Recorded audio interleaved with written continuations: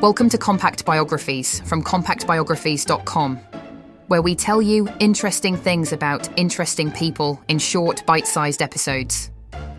This is episode 237, Alan Rickman.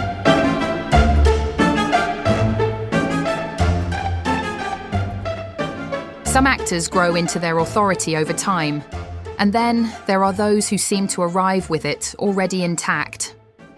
Alan Rickman belonged unmistakably to the second group.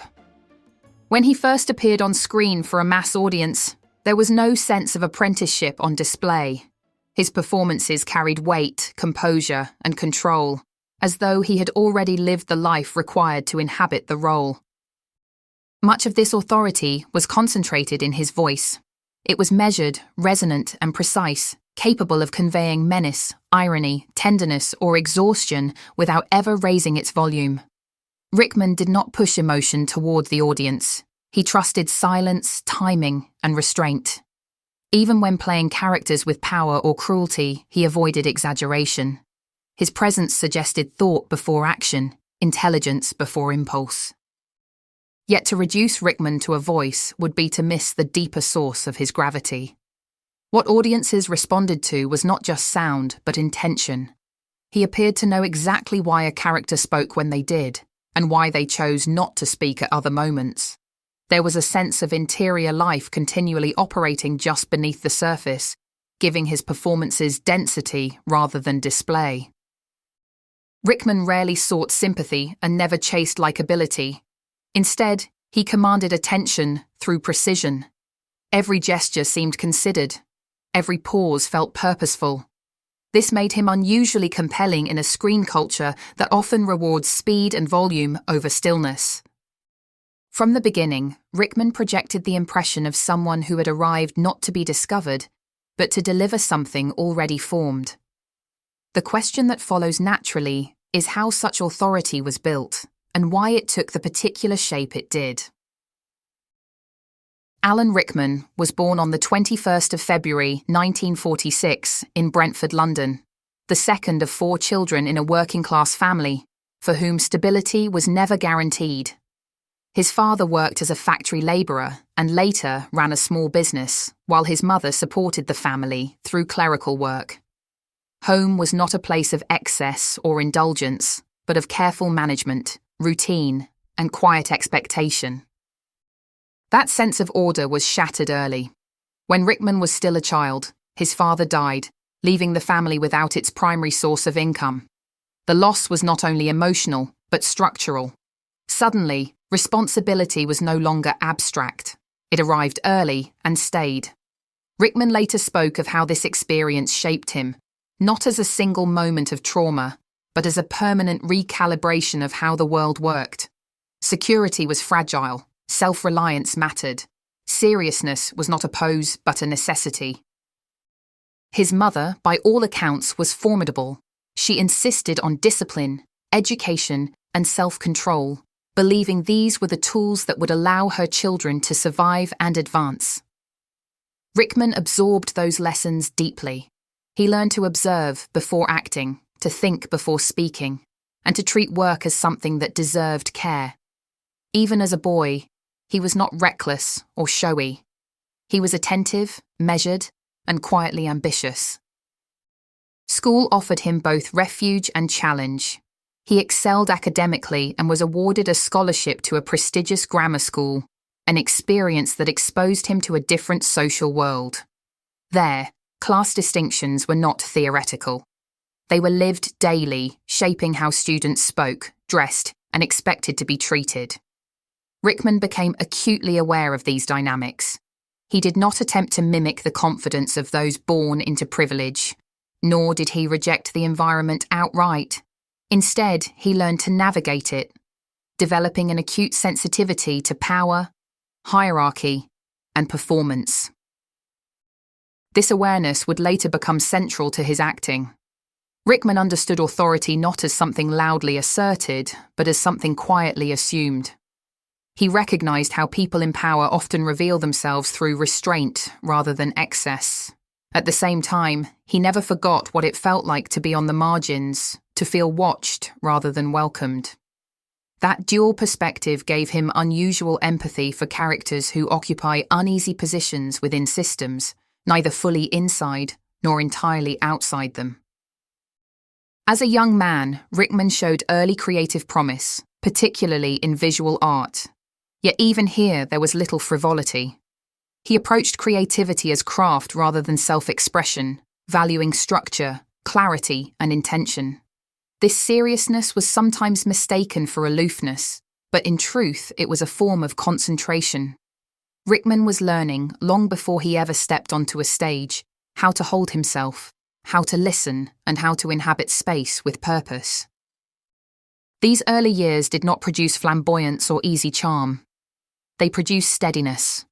They created a man for whom authority was not performed but earned slowly, through attention, discipline, and an understanding of how easily stability can be lost.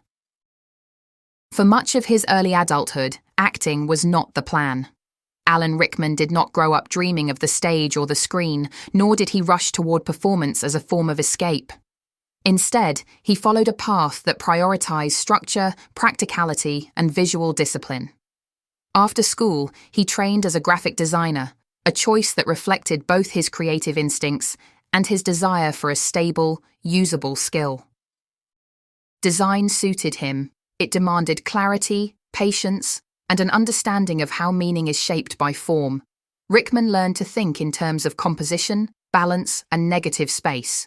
He learned how small decisions influence how something is perceived, and how restraint can be more potent than excess. These were lessons that would later surface in his acting, though at the time he had no sense of that future connection.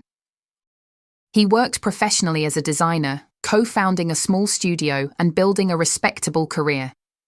From the outside, it appeared that his life was settled.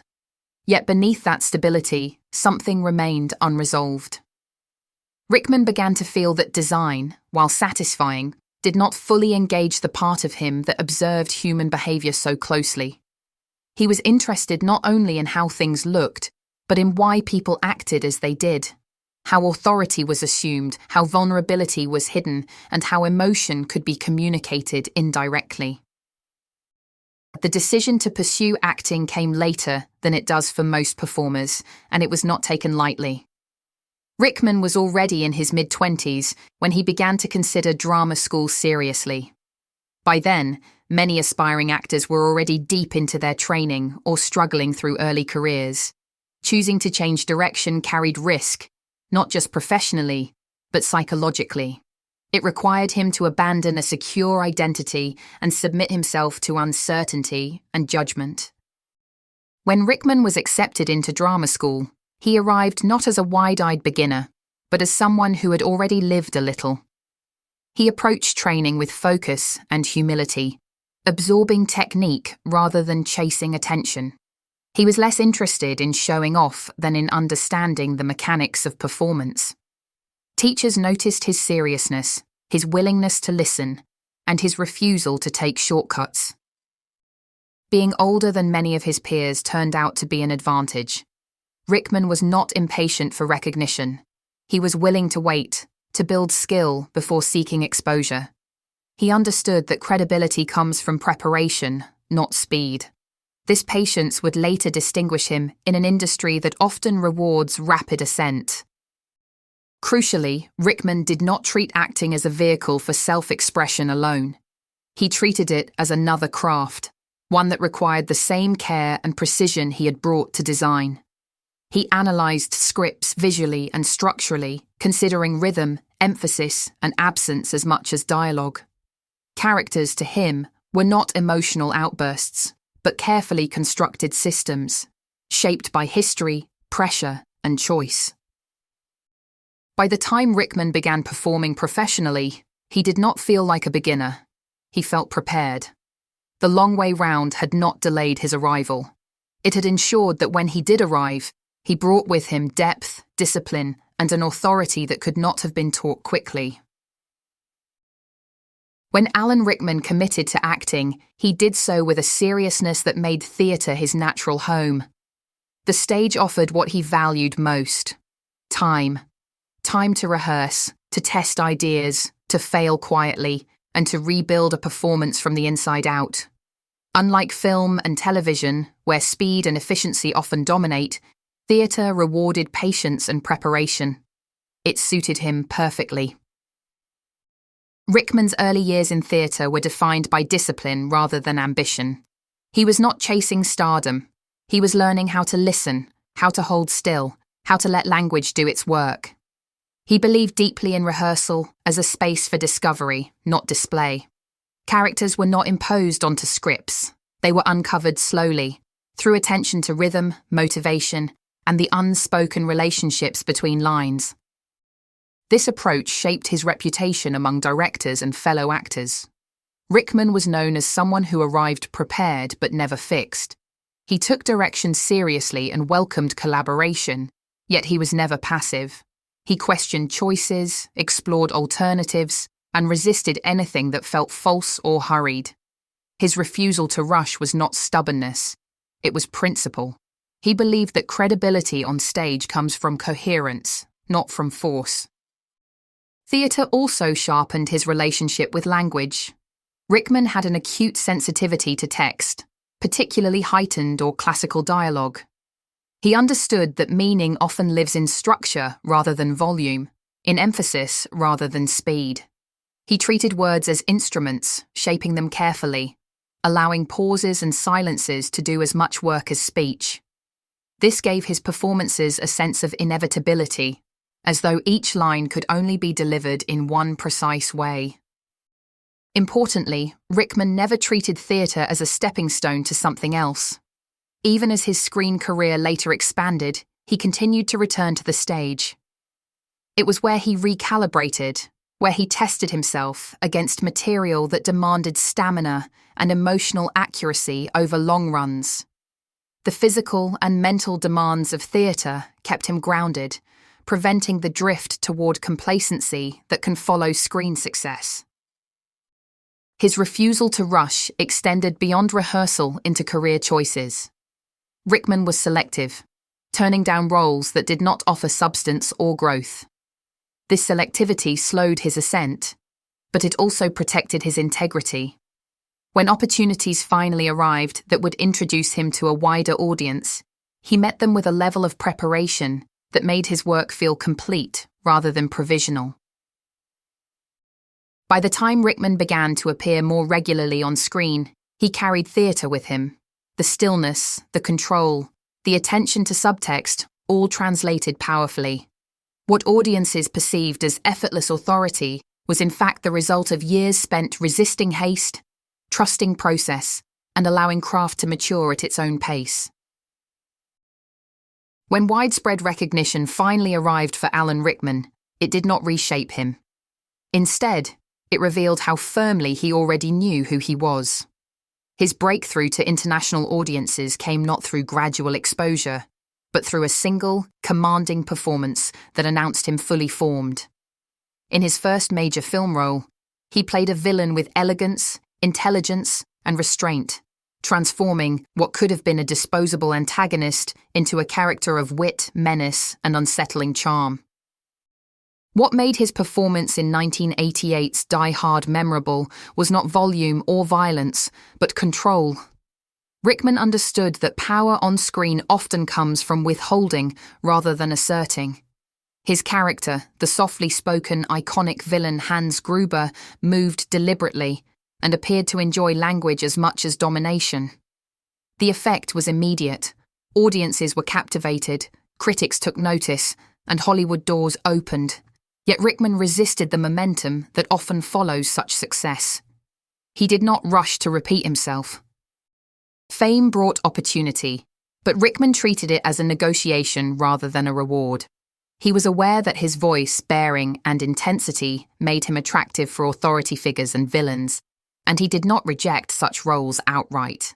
Instead, he insisted on depth. Whether playing a corrupt official, a sardonic outlaw, or a morally compromised figure, he sought the internal logic of the character. Evil, in his hands, was never simple. It was rationalized, human, and therefore more unsettling. This approach extended to his work in popular cinema. In large-scale productions, he found ways to carve out complexity within tight frameworks. Even when the material leaned towards spectacle or broad humour, such as when he played the Sheriff of Nottingham in 1991's Robin Hood, Prince of Thieves, Rickman anchored his performances in sincerity. When he appeared in a high-energy action film, his character was laced with theatrical intelligence. When he worked in period adventure, he elevated familiar tropes through sharp timing and verbal precision. Perhaps most notably, after playing many different character types in many different movies, Rickman committed to a long-running role in a major film series that unfolded over many years. What made his performance as Professor Snape in the Harry Potter movies remarkable was patience. Rather than pushing for immediate clarity or sympathy, he allowed ambiguity to accumulate. He trusted the long view, building a character whose motivations emerged gradually, retrospectively reshaping earlier scenes.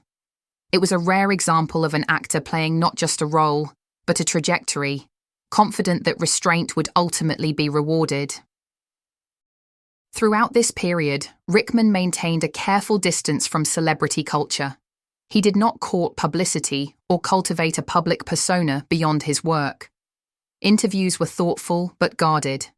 He resisted the pressure to explain himself, preferring that the work stand on its own. Fame, for him, was a condition to be managed, not an identity to be embraced. By choosing depth over exposure and patience over momentum, Rickman demonstrated that success need not come at the cost of integrity.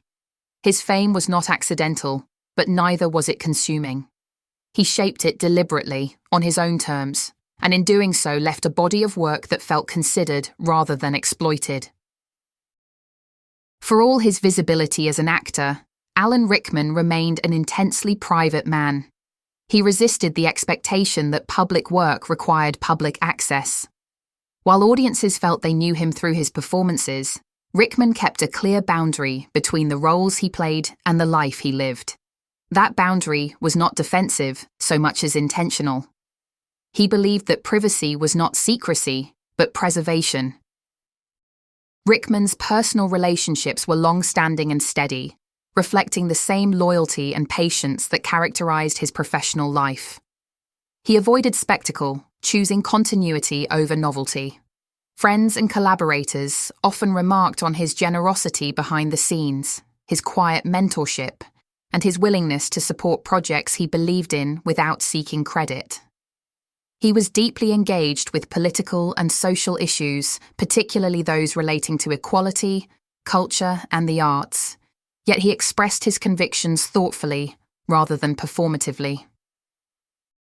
In his later years, Rickman continued to work with curiosity and commitment. He took on roles that challenged him emotionally and intellectually, showing no interest in coasting on reputation. Even as illness, which he mostly kept secret, began to limit his energy, his focus remained on the work itself, not on legacy or retrospection. Rickman died on the 14th of January 2016 at the age of 69 from pancreatic cancer. The response to his death was immediate and unusually unified. Colleagues spoke not only of his talent, but of his integrity, his seriousness, and his kindness. Audiences revisited his performances with a new understanding, recognizing the consistency of craft that ran through everything he did. His legacy is not defined by volume nor by celebrity, but by trust. Viewers trusted him to take material seriously, to find depth where it was not obvious, and to respect the intelligence of his audience. He left behind a body of work that continues to reward attention and an example of how authority can be built quietly through discipline, patience, and care. That brings us to the end of this episode of Compact Biographies, part of the Compact Histories Network.